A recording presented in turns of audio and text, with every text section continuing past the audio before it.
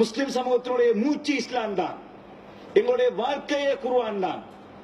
இந்த உலகத்தில் நாங்கள் வாழ்வது அந்த மார்க்கத்துக்காகத்தான். அந்த மார்க்கத்திலே நாங்கள் வாழ முடியாது என்று யாராவது சொன்னால் அவர்களுக்கு எதிராக நாங்கள் யுத்தம் செய்தாக வேண்டும். அதான் எங்களுடைய மார்க்கம். மிக தெளிவாக நாங்கள் சொல்லி வைக்க விரும்புகின்றோம். எவ்வாறு தமிழ் மக்களுடைய உரிமைகள் மறுக்கப்பட்ட போது அவர்கள் இளைஞர்கள் ஆயுதம் தூக்கி முதலில் படுகொலை செய்தவர்கள் தமிழ் தலைவர்களைத்தான். இன்று முஸ்லிம்கள், முஸ்லிம் இளைஞர்கள் மிக மனவேதனையோடு இருக்கிறார்கள்.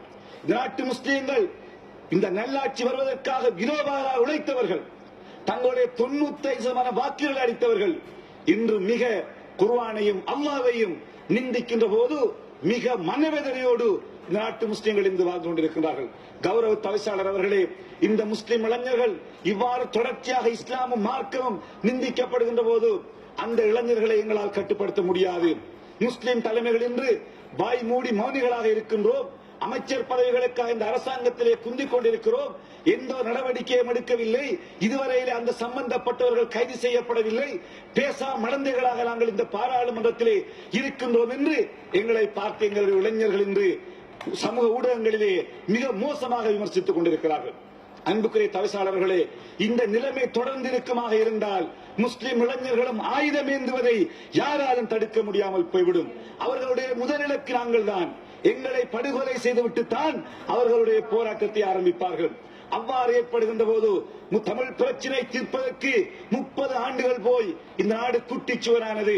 முஸ்லிம்களும் ஆயுதம் தூக்குவதற்கு நாங்கள் இடமளிப்போமாக இருந்தால் 50-60 ஆண்டுகள் போனாலும் இந்த நாட்டை கட்டியெழுப்பாமல் முடியாமல் போய்விடும். நாடு பௌத்த நாடு. இந்த நாடு பௌத்த நாடு. இந்த நாடு பௌத்த நாடு. இந்த பௌத்த நாட்டிலே வாழுகின்ற எல்லா மக்களுக்கும் அவருடைய மார்க்கத்தை பின்பற்றுகின்ற உரிமை இருக்கின்றது.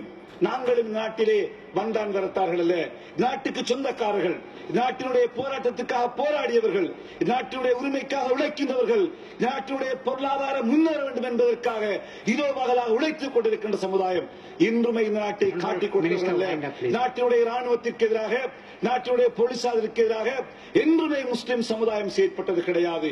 இந்த நாட்டை நேசிக்கின்றவர்கள் நாங்கள். இந்த நாட்டை எங்களுடைய உயிருக்கு மேலாக நாங்கள் இந்த நாட்டை நேசிக்கின்றோம். இந்த நாடு பௌத்த நாடு.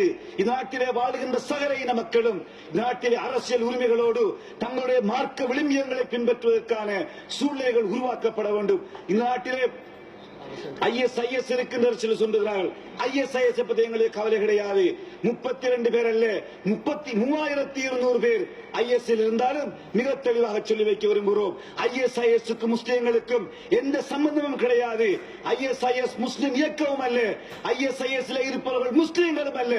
மேற்குலக சக்திகள் முஸ்லிம்களை, முஸ்லிம் நாடுகளையும் அழிப்பதற்காக திட்டமிட்டு வைக்கப்பட்டிருக்கின்ற கூலிப்பட்டாளமே ISIS தவிர முஸ்லிம்கள் அல்ல என்பதை மிக தெளிவாக இந்த சபையிலே நான் சொல்லி விடைபெறுகிறேன்.